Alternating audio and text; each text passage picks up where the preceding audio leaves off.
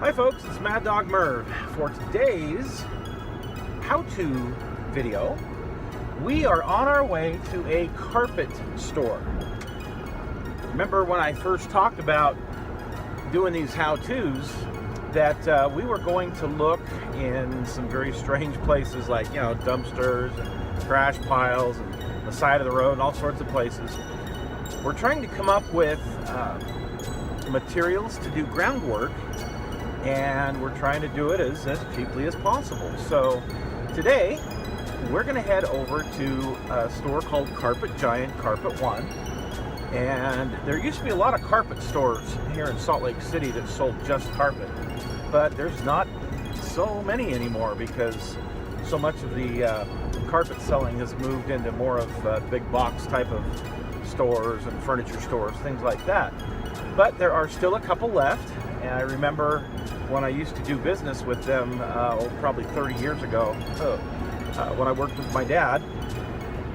And we're going to see what they've got for us in the way of some foam padding. So stick with us, because today we are going to learn how to make clump foliage, whatever you want to call it, clump foliage for train layouts, dioramas, things like that. So here is what we are after today, and this is just foam or padding that goes underneath carpet. This is brand new. I'm sure you could use some used stuff that you'd pull out of a dumpster. You could use upholstery foam from like an auto upholstery shop or a furniture upholstery shop, but I'm using the foam that goes underneath carpet. I went in and asked the owner if they had like a remnant, just a small piece that I was looking for, and what they would sell it to me for. He actually gave me a 2-foot by 2-foot piece for free, which was awesome. The stuff that I got did have a thin backing to it, so I had to take that off, kind of rip that off, and that helped in ripping the pad up into chunks, which is exactly what I needed, so that I can now put that in my blender. But yeah, I didn't want any of this this rubbery type material, this bonding material on the back.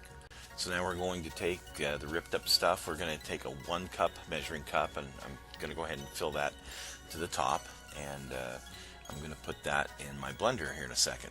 I'm going to put that in the blender, and I'm going to put about 1 inch to 1.5 inches of water in the bottom of the blender, and then I'm going to turn the blender on for 2 or 3 seconds. I'll give it another burst and maybe another burst, just kind of make sure that this stuff kind of gets chopped up. I don't want to leave it in there too long.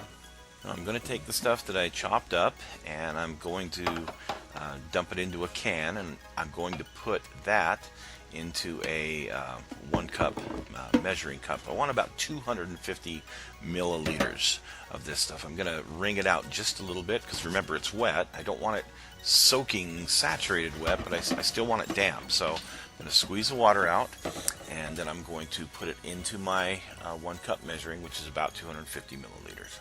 So now that we've got a cup full of this, we're going to put it in our mixing bowl, or in this case a mixing can. It's just an old coffee can that I've got that I'm going to mix it in, but you could use a bowl, whatever works for you. And now we need to prepare our paint mixture.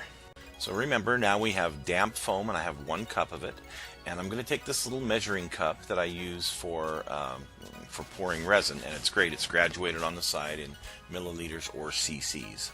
So I've gone ahead and put 5 ounces of white glue, or some people call it PVA glue, polyvinyl acetate. I refer to it either way. So we're going to put 5 ounces of PVA into this, and then I need to select whatever color that I'm going to use, and I'm going to use an acrylic paint. Our ratio is 1 part white glue and 4 parts of a paint. So I'm going to choose this time to go with kind of a desert sand color, and this is an acrylic, an old acrylic that I have from Poly S, and that's what I'm going to use for this one. And together it makes 25 ounces, and so I'm going to stir that up really good before I pour it into my mix. Remember, my foam is already damp, so this ought to spread out pretty well. Here I'm just going to go ahead and pour it right in. Of course, I'm going to get some gloves on, and I'm going to kind of mush this around. Okay, so that is the 25 ounces, the 20 ounces of paint, and the 5 ounces of white glue. So now what I'm going to do, I'm just going to reach in and I'm going to start mixing this up. Sorry, the lighting isn't really good, but at least you can see what we're doing here. Just mixing and mixing and mixing till I feel it's it's evenly coated. And here it is. This is, see, it's still like this, so but it's pretty well covered. There's a few pieces of, you know, like plastic in here, so I'm going to dig that kind of stuff out.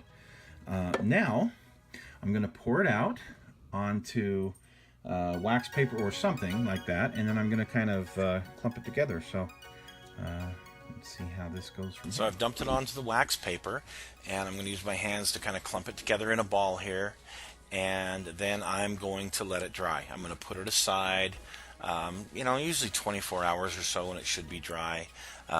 Just check it after that time, kind of, you know, dig into it and see if it's still damp or not. So here's some of the foliage on a rock outcropping, a hill that I did for the train layout, and you can see how just put it next to some rocks and whatnot, and I think it looks pretty darn good as any of the commercially purchased stuff, in my opinion. And I've also used it on a hedge. Here is some of the finer ground stuff, which is I just grind it up a little bit longer, and I made this hedge with it for one of my train dioramas that I was building. There's the train whistle now. And then I've put some here on this, and you see how it turns out as far as for bushes. I'm going to try it for trees. I haven't done that yet. Now I have some commercially bought here, and then I have some that I made. Can you tell the difference? I certainly can't. You can tell it's something I use a lot for ground cover. Here in this little 700 scale diorama that I did of kind of like a little Pacific island, you can see I've used it as the whole foliage that is on that island. And this particular shot from another 700 scale diorama that I did, again, it creates all of the bushes that is in this particular diorama. So very versatile product. In a 35th scale, I have it here just kind of scattered around in little teeny clumps under some of the rocks. This is a Okinawa diorama that I put together with some marines, and you can see there's not a lot of foliage there, but just little teeny clumps here and there. Now I've gone ahead and mixed up 6 different colors, and I only used well, not a whole lot of foam to do this. So I still have plenty of foam left. I can make up a lot more. But you can see I've got a couple of different colors of tan, and I've got one that's kind of mixed together, and I've got 3 different colors of green. That's the beauty of this, is you can make as much as you want and the different colors that you want. Well, and here's our final result. So here we have, I think this was a khaki color that I used here, and here's one of our greens. Here's one where we have mixed a couple of the different colors together, actually 2 greens and one of the tans. This was a mixture of tan that I put together with Tamiya and some other stuff to come up with this.